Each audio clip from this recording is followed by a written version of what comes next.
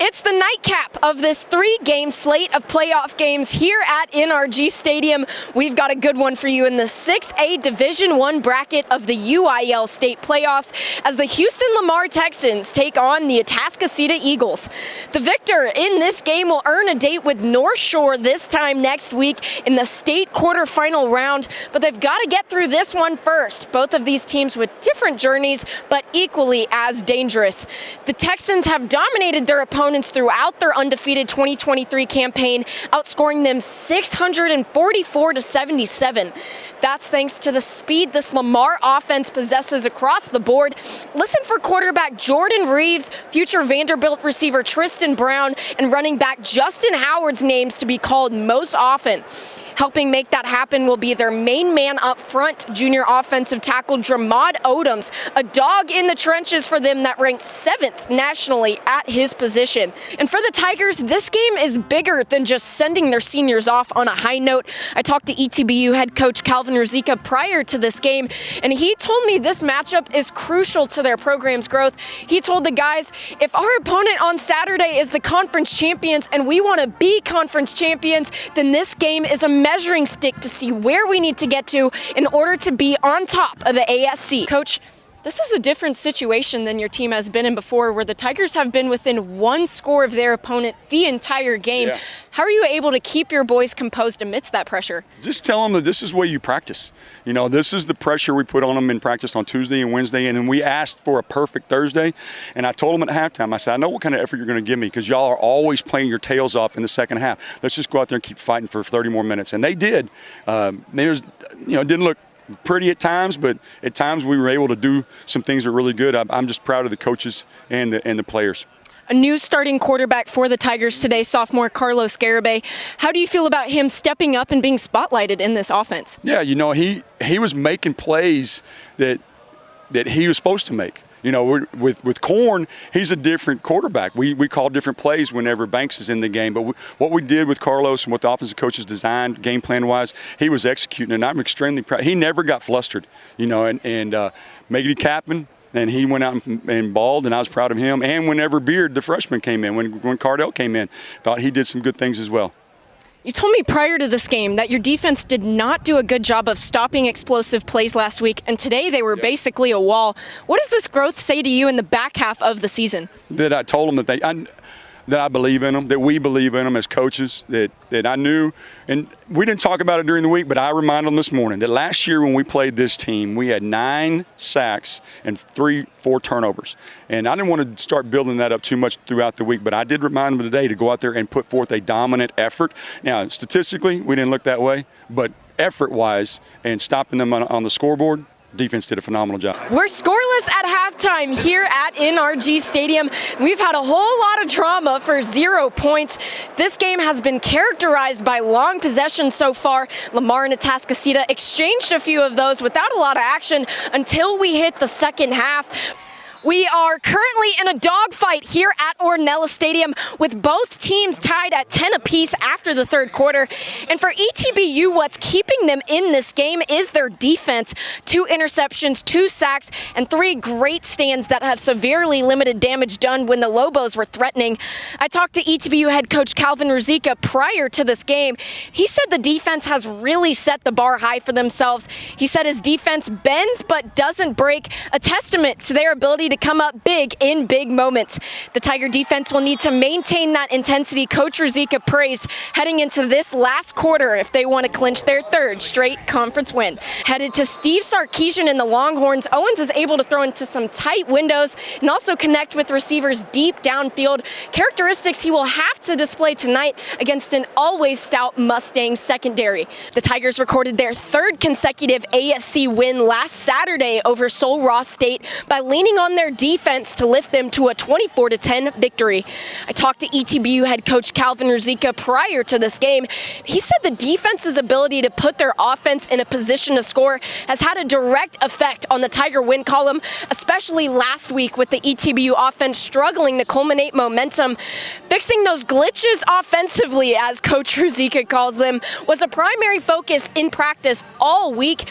Tightening up this young Tiger offensive line and running routes sharper are adjustments ETBU has worked on and need to showcase in bounds today against a sound UMHB squad. Well, looking ahead, the Tigers face two conference powerhouses to finish out the season. What are you and the Tigers going to take away from this win to go on the road to UMHB next Saturday? That if we'll just continue to fight for 4 quarters and encourage one another, and then obviously we got to step up our execution. Because there's things that we need to get better at there, especially offensively and in special teams. Giving up that kickoff return for a touchdown, that doesn't sit well with me right now either. But we got things. We have time is the first thing. We have time to fix them, and I know our coaches will and our players will respond. The determining factor for this game heading into the second half is who can get things going on the ground better. Both teams bolster the talent to excel in the area, yet combine for under 45 rushing yards in the first half. Jeremy, Hightower lost to CE King in this round a year ago. How good does it feel to be on the winning side of this matchup? It feels amazing knowing that we had a chip on our shoulder and we put on a game plan from this year, and we started from Monday all the way to Thursday, and we dedicated ourselves and we trust the calls and the plays and execute it. You're tied 14 apiece at halftime. What adjustments did you and the Hurricanes make to regain the lead in the second half? They started shooting linebackers and blitzing, so we tried to hit them with the behind them and hit short game, and that's what happened with Shane King catch to end the game off on the last play. ETBU will try to bounce back from their tough 21-12 loss to UMHB last Saturday, a loss that cemented the Cowboys as the 2023 ASC champions. I talked to ETBU head coach Calvin Ruzicka prior to this game, and he said their loss was a result of a lack of focus, especially on offense. The Tiger offensive line allowing 8 sacks of their quarterback Carlos Garibay, and also their offense as a whole coming up short in a lot of crucial opportunities. It's important to note these two faced off in this round a year ago. The game, the Panthers came out on top in 38-21. The Hurricanes will definitely have something to say about that 2022 loss today, however. Hightower possessing some serious weapons in every area of their game, especially on the scoring end.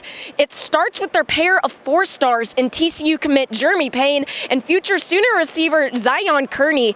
Dynamic tools that the reigning District 20 Offensive Player of the Year and quarterback Joseph Stewart can use to find the end zone often for the Hurricanes. It's family weekend here at ETBU, and your son Mason Ruzicka is on the coaching staff next to you. Talk me through what it means to you to get to lead the Tigers next to him. It's impossible to try to put into words because as a dad, you don't often get that opportunity to work with your sons or daughters, either one, and so the chances for us to be able to do something like this is, thank God, first of all, thank Dr. Blackburn and ETBU for allowing both of us to be members of the coaching staff to represent this university. And it has been all Mustangs all game here so far at NRG Stadium. North Shore wasted no time getting things rolling in this one. The Mustangs scoring 3 touchdowns in the first quarter. Their first one came on the first play of the game with Christopher Barnes running the kickoff all the way to the house, and the other 2 were courtesy of a Caleb Bailey scoring run and pass. The Bobcat offense showed life in the second quarter. Quarterback Trey Owens sent a ball deep to the back of the end zone to a waiting Bobcat receiver for 6 points. Those points were quickly erased, however. North Shore tacked on 2 more touchdowns before the half was up. Caleb Bailey connected with both DeAndre Hardiman Jr. and Cameron Smith for those 2 scores. Let's talk about the offense. 7 points scored in the first half, 31 in the second. What do you accredit that offensive turnaround to? Belief. Yeah, just finally believing in one another that they can do it, because we were moving the ball in the first half, but then we'd shoot ourselves in the foot. Dadgum turnover that goes for a touchdown, that don't happen. We should be hanging on the football, number one. Couple of penalties that were just lack of focus, and so in the second half, we just locked in, and did our job. And that's the thing that's awesome is I can't wait to see what they do next week in practice and how this will carry them into the next game. First win of the season, and as ETBU head coach, what does this victory mean to you and the program? That we're 1-1. I don't know. It's awesome feeling. It is. When I got hired, I was extremely humbled by just the promotion and the opportunity, and right now I'm extremely humbled to be called their head coach. And what an awesome job I get to come to every morning and just get to work with these players and these coaches. Check out these numbers: 31 passing touchdowns, almost 2,900 passing yards, and averaging nearly 17 yards per completion through 12 games. Clark James and the CE King team is battle-tested as well, playing in what is arguably the toughest district in 6A. All of the teams receiving a playoff berth in that district still in contention as we speak. 35-7 Hardin-Simmons is your score at halftime, and this game has been characterized by the Cowboys and their control of the clock here so far at Ornella Stadium. Historically, this matchup heavily favors the blue and gold, with the Tigers faring 9-1 at home, partnered with a standing 6-game win streak against the Redhawks. The Tigers will try to move that streak to 7 wins today without their starting quarterback Cornelius Banks. The sophomore will sit out due to a knee injury. The extent of that injury is still unknown as Banks awaits his MRI results. So ETBU head coach Calvin Ruzicka says he is entrusting Carlos Garibay with the start at quarterback today. I talked to ETBU head coach Calvin Ruzicka prior to this game, and he feels that on top of the defense being able to attack the ball, a key to success versus the Lobos will have to be their success in the air, specifically with their playmaker receivers Trajan Giannis Wilcox and Zay Thomas. He said that Sul Ross State bolsters a very aggressive defense that runs to the ball extremely well, which is a style that the Tigers struggled against in their loss to Howard Payne this year. So having the ability to connect with Giannis Wilcox and Thomas consistently in this game will be a determining factor in how well ETBU will fare in this one. You missed playoffs last year due to injury. Now you're back leading your team to a round 4 berth. What does this postseason run mean to you? So it's my get back season. It's really not nothing new. I'm just coming out here executing, just playing with my team like we've been doing all year long. I asked him what has been the secret sauce to this team manufacturing 3 straight conference wins, and he said their belief in one another. He told them, you have found 3 different ways to win 3 games. So if nothing else, what you guys should be leaving this locker room feeling is that if we can fight together for 4 quarters, we have a shot. The Tigers have used the past 2 weeks to grow and reassess their team, prompted by their big 60-7 loss to the University of Wisconsin Oshkosh Titans.